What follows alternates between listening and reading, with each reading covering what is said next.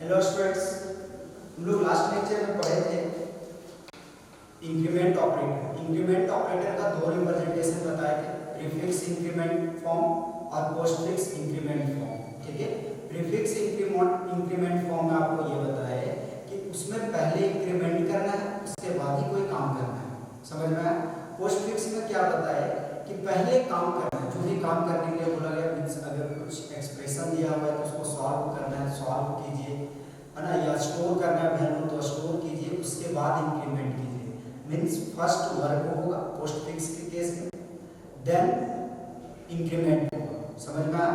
और प्री के केस में पहले इंक्रीमेंट होगा, उसके बाद वर्क होगा, जो भी काम करना है। समझ में आया? हम लोग आज देखने वाले हैं डिक्रीमेंट ऑपरेटर। डिक्रीमेंट ऑपरेटर समझेंगे, डिक्रीमेंट ऑपरेटर, डिक्रीमेंट ऑपरेटर। और ये पढ़ने के बाद हम लोग बहुत सारा इस पे क्वेश्चन आंसर भी करेंगे कि किस टाइप का क्वेश्चन आपके एग्जाम्स में आते हैं। ठीक है, तो आप देखोगे डिक्रीमेंट ऑपरेटर में, डिक्रीमेंट ऑपरेटर इंक्रीमेंट में क्या देखें, प्लस प्लस को इंक्रीमेंट ऑपरेटर कहते हैं। क्लियर है? तो बताओ, अगर ये डिक्रीमेंट है, डिक्रीमेंट का मतलब होता है घटाना, तो माइनस माइनस को डिक्रीमेंट ऑपरेटर कहेंगे। तो प्लस प्लस ऑपरेटर कितना वैल्यू इंक्रीमेंट करता था? एक वैल्यू बढ़ाता था। तो माइनस माइनस कितना घटाएगा? एक घटाएगा। आया समझ में? तो इसमें सिंपल लिखेंगे कि माइनस माइनस को हम लोग डिक्रीमेंट ऑपरेटर कहते हैं, और माइनस माइनस ऑपरेटर जो है वो एक वैल्यू सब्ट्रैक्ट करता है, मींस वो घटाता है, माइनस करता है। समझ में आया? तो हम लोग इसमें ये लिखेंगे कि minus minus operator is known as decrement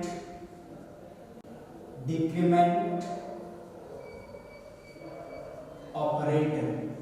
minus minus operator को कौन सा ऑपरेटर कहेंगे? डिक्रीमेंट ऑपरेटर कहेंगे। ये operator, this operator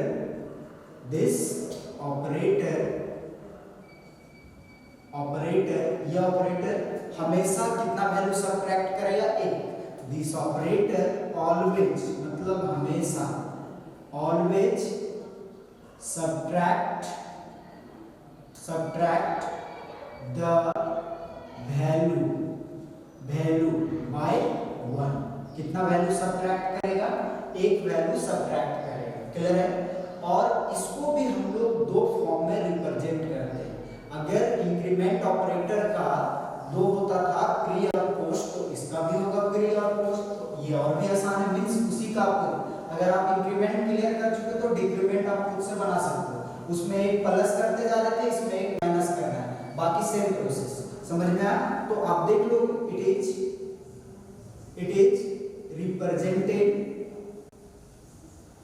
represented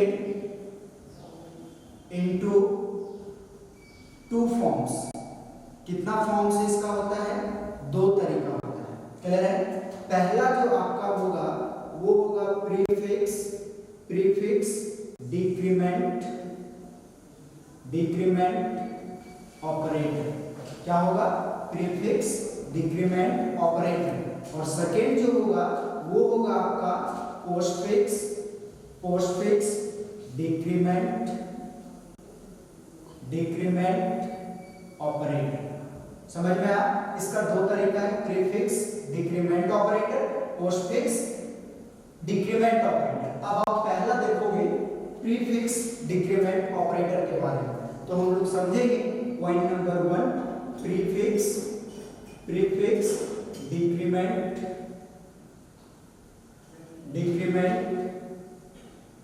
operator बोलो, या फिर इसको आप फॉर्म भी लिख सकते हो, ज्यादा बेटर रहेगा फॉर्म लिखिए, क्योंकि हम लोग फॉर्म समझे तो आप फॉर्म को समझोगे। तो ये हुआ आपका फॉर्म। समझ में आया? इस यहां पे भी हम लोग लिखेंगे प्रीफिक्स डिक्रीमेंट फॉर्म।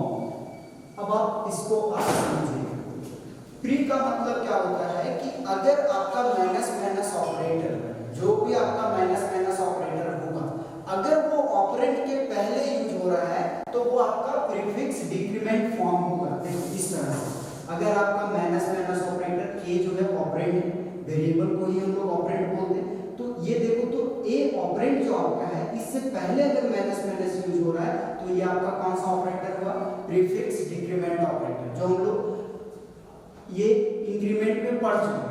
तो हम लोग इसमें सिंपल लिखेंगे इन दिस फॉर्म, इस फॉर्म में माइनस माइनस ऑपरेटर जो आपका आएगा, minus minus operator will come just before the operand, just before the operand, operand के पहले यूज होगा। ऑपरेंड अगर नहीं समझ में आएगा तो हम लोग वेरिएबल से भी समझ सकते हैं।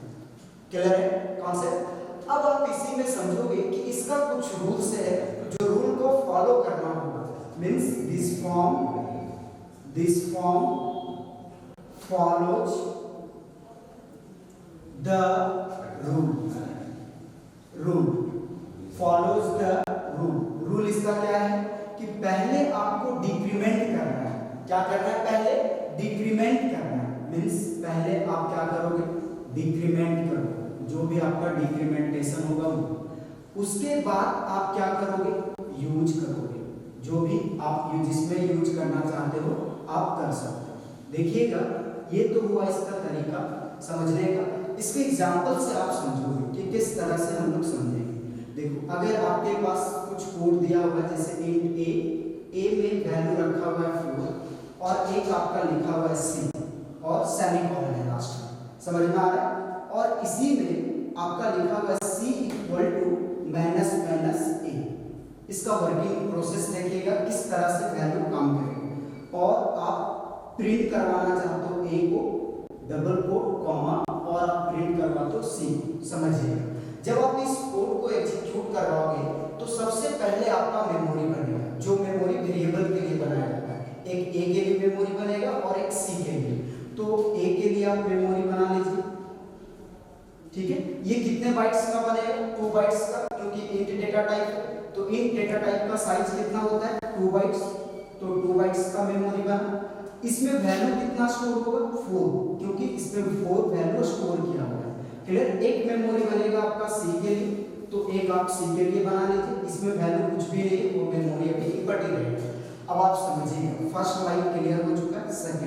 सेकंड में इसका तरीका क्या है कि अगर पहले में यूज हुआ है डिक्रीमेंट ऑपरेटर माइनस माइनस, तो पहले हम लोग वैल्यू को घटाएंगे, सबट्रैक्ट करेंगे, वो भी कितना? 1। तो आप इसको समझिएगा इस तरह से हम लोग वैल्यू को सबट्रैक्ट कर लेंगे। स्टेप नंबर 1 वैल्यू क्या होगा? पहले सबट्रैक्ट होगा मींस डिक्रीमेंट होगा। तो इसका मतलब क्या होता है? a equal to a minus 1, ठीक है। तो a में एक माइनस कर रहे हैं तो वैल्यू एक माइनस करोगे तो कितना बचेगा? 3, क्योंकि a का वैल्यू 4 है। देखो a का वैल्यू 4 है तो a वाले मेमोरी में जो 4 था वो वैल्यू खत्म होकर के क्या हो जाएगा? 3 हो जाएगा। पहला स्टेप नंबर 2 में ये जो a का वैल्यू 3 आया, इस वैल्यू को स्टोर कर दिया जाएगा। किसमें? सी में। ये आपका हुआ स्टेप नंबर 2। इसमें क्या होगा? वैल्यू स्टोर होगा। कितना वैल्यू स्टोर होगा? 3, क्योंकि a का वैल्यू 3 है। तो बोलिए सी वाले मेमोरी में कितना चला जाएगा? 3 चला जाएगा। आया समझ में? पहले सबट्रैक्ट करना है। अगर माइनस माइनस है तो इतना लंबा प्रोसेस करने का जरूरत नहीं है।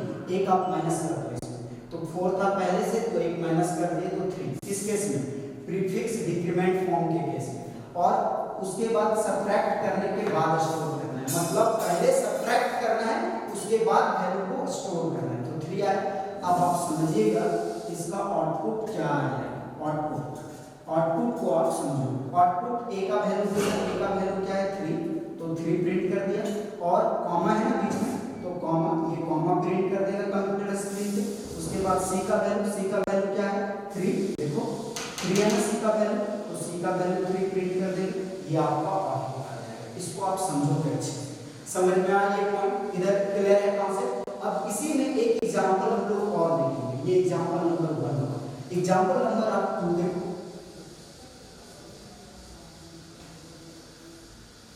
एग्जांपल नंबर 2 में हम लोग देखेंगे कि इसको किस तरह से देखें। देखो एग्जाम्पल नंबर 2 जो है आपका सेम है, इंट ए लिखा हुआ है, ए का वैल्यू मान लो आपका 8 दिया हुआ है और सी लिखा हुआ है, ठीक है, सेमीकोलन। उसके बाद आपने लिखा c equal to minus minus A plus minus minus A plus minus minus A, आपने ये लिखा और आप प्रिंट करवा रहे हो ए को, बीच में कॉमा यूज कर रहे हो और प्रिंट करवा रहे हो सी को।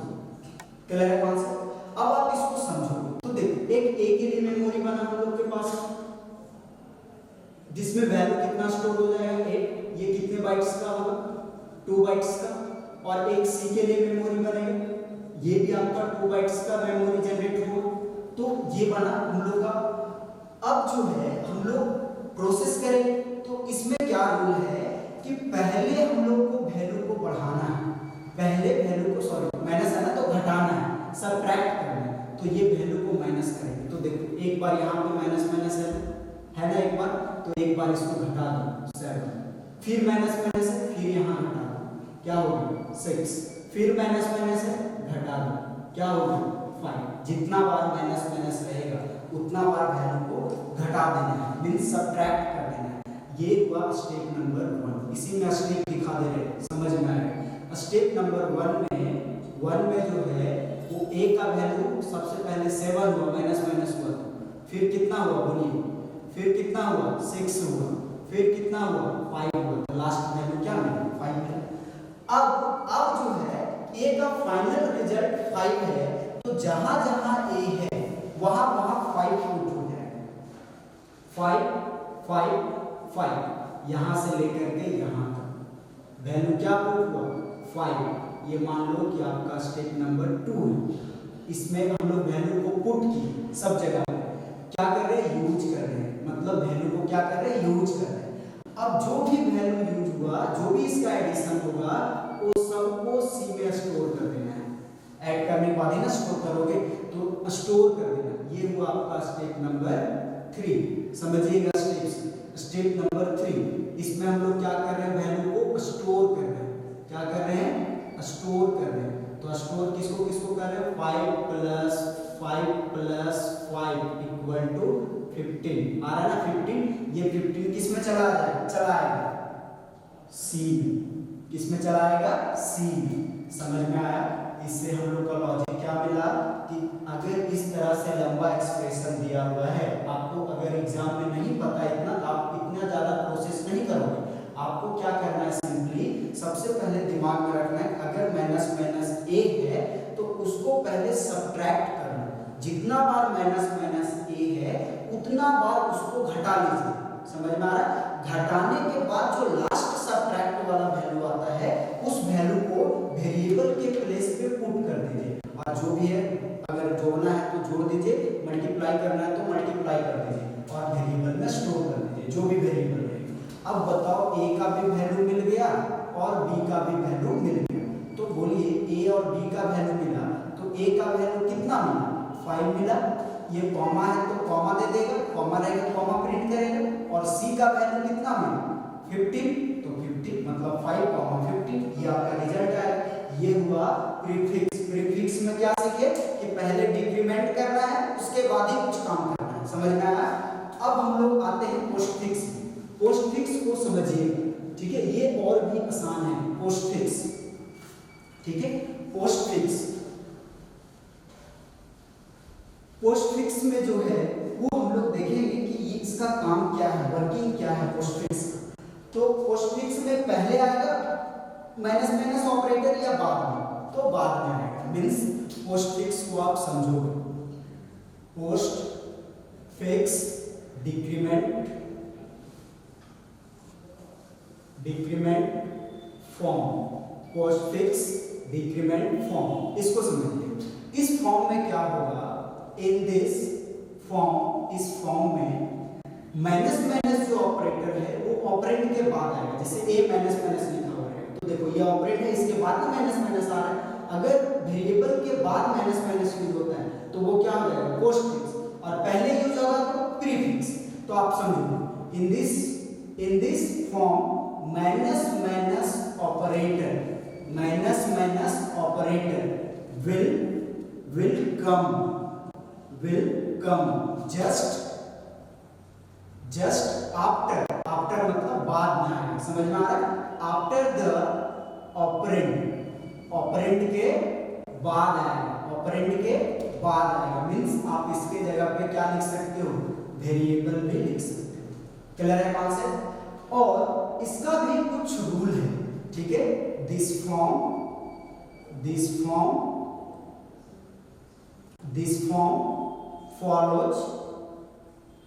follows the rules, है ना? रूल लिखिए। देखो इसका रूल क्या है कि पहले यूज करना है, समझ में आ रहा है? देन डिक्रीमेंट करना है, मतलब सबट्रैक्ट करना है, या फिर आप डिक्रीमेंट भी लिख सकते हैं।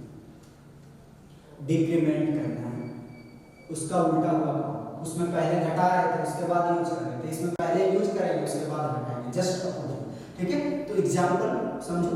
एग्जांपल क्या होगा? जैसे लिखा हुआ इंट ए का वैल्यू लिखा हुआ है 4, सी लिखा हुआ है। अब इसमें लिखा हुआ है c = a माइनस ये लिखा हुआ, और आपको प्रिंट करवाना है a का वैल्यू, ठीक है? और कॉमा दिया हुआ है, और प्रिंट करवाना है c का वैल्यू। समझ में आ रहा है? तो पहले a के लिए मेमोरी बन जाएगा कितने बाइट्स का? 2 बाइट्स का, क्योंकि इंट डेटा टाइप है इसके लिए। एक मेमोरी बनेगा c के लिए, तो ये भी कितने बाइट्स का? 2 बाइट्स का। a में वैल्यू स्टोर हो जाएगा 4, ये इम्पटी रहेगा। अब आप समझो, a में a वाला वैल्यू पहले स्टोर होगा, किसमें? c में। स्टेप नंबर 1 में पहले क्या होगा? स्टोर होगा। तो पहले स्टोर हो गया c में, तो बताओ a का वैल्यू कितना था? 4, तो 4 आ गया c में, तो c का वैल्यू कितना हो गया? 4। समझ में आ रहा? उसके बाद डिक्रीमेंट होगा, ये हो जाएगा स्टेप नंबर 2। स्टेप नंबर 2 में क्या होगा? सबट्रैक्ट मतलब डिक्रीमेंट होगा। तो a = a - 1, इसका मतलब तो वही होता है, एक माइनस करता है। तो बताओ a में एक माइनस कर दिया, कितना बचा? 3 बचा, तो इसका वैल्यू हो जाएगा 3। आया समझ में? ठीक है? पहले स्टोर मतलब पहले यूज कर लिए, उसके बाद सबट्रैक्ट। क्लियर है? ठीक है? ये याद रखिए। अब यहाँ पर आउटपुट क्या आ जाएगा? 1 को प्रिंट करवा रहे हैं, तो 1 की जगह पे COUT का मतलब होता है प्रिंट करवाना। a मिल रहा है, a का वैल्यू 3 है, तो 3 प्रिंट करेगा, कॉमा है तो कॉमा, और c का वैल्यू 4 है, तो 4 प्रिंट कर देगा, मतलब 3 4 इसका आंसर है। आया समझ में? इसी तरह से अगर मान लो एग्जांपल नंबर आपका 2 है, उसको अगर समझना है तो हम लोग इसमें क्या देखेंगे? एग्जांपल नंबर 2 में ये हो जाएगा आपका इंट a = मान लो 10 दिया हुआ है, ठीक है? a = क्या है? 10, कॉमा c दिया हुआ है सेमीकोलन, और a का वैल्यू हम लोगों को एक मेमोरी बन जाएगा a के लिए, कितने बाइट्स का? 2 बाइट्स का, तो इसमें वैल्यू 10, c वाला मेमोरी क्या रहेगा? इम्पटी रहेगा। समझिए, अब यहाँ पे आपको एक एक्सप्रेशन मिला c = -a प्लस -a और सेमीकोलन। अब इसमें आपको क्या करना है? बोलिए। सबसे पहले हम लोग क्या करेंगे? सॉरी, ये पोस्ट पढ़ रहे हैं ना, तो ये माइनस पहले लगा देते हैं, ये प्री बन गया ना, इसको हम लोग पोस्ट बना देते हैं। ठीक है? a - ये होगा, ठीक है? फिर a - नेक्स्ट a - ये है पोस्ट। समझ में आया? तो इस तरह से हम लोग इसको करेंगे। अब आप देखोगे इसमें क्या हो जाएगा आपका। तो पहले हम लोग क्या करेंगे? यूज करेंगे, मतलब स्टेप नंबर 1 10 पुट कर दिए वैल्यू। अब ये इसका 10 हो गया, ये हुआ स्टेप नंबर 1। स्टेप नंबर 1 में पहले यूज करना है, यूज किए। अब दोनों को ऐड करके किस में स्टोर कर देंगे? c में। ये हो जाएगा स्टेप नंबर 2। स्टेप नंबर 2 में क्या कर रहे हैं? स्टोर कर रहे हैं। क्या? 10 + 10 = कितना हो जाएगा? 30। ये 30 आ रहा है, 30 किस में स्टोर हो गया? c में, तो c का वैल्यू कितना हो गया? 30। क्लियर है कॉन्सेप्ट? अब ये जो हम लोग का है सारा काम हो चुका है, उसके बाद बढ़ाएंगे स्टेप नंबर 3। स्टेप नंबर 3 में घटा देंगे, सॉरी माइनस है तो घटा देंगे। तो माइनस एक बार घटा तो 10 था तो 9 हुआ, ये मेमोरी छोड़ देगा और क्या स्टोर कर लेगा? क्या? 9 को स्टोर कर लेगा। उसके बाद एक यहाँ पे भी घटेगा, तो क्या हो जाएगा? बोलिए। 9 था तो 8 हो गया, अब ये 9 को छोड़ देगा, 8 स्टोर कर लेगा। ये इसका क्या हो जाएगा 7, तो a का वैल्यू क्या मिल जाएगा 7, लास्ट वैल्यू क्या मिला 7। लेकिन ये काम हुआ बाद में, सारा काम होने के बाद एडिशन हो गया, उसके बाद स्टोर हुआ, उसके बाद मतलब पोस्टफिक्स के केस में घटाने वाला काम सबसे लास्ट में करना है, सारा काम करने के बाद। अब ये मिला, अब आपको अगर बोला गया कि प्रिंट करवाइए a का वैल्यू और c का वैल्यू, तो क्या आएगा आउटपुट, आपको तो पता है, बहुत आसानी से वैल्यू आपने फाइंड आउट किया।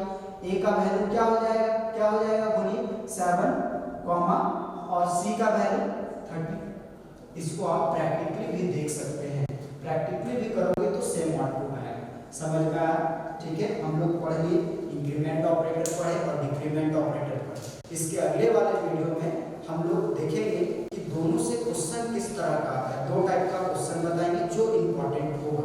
अगर आप इसका कंप्लीट वीडियो देख लिए हैं तो वो क्वेश्चन बहुत ही आसानी से बन जाएगा और समझ में भी आएगा आपको। क्लियर है कॉन्सेप्ट? ठीक है, थैंक यू।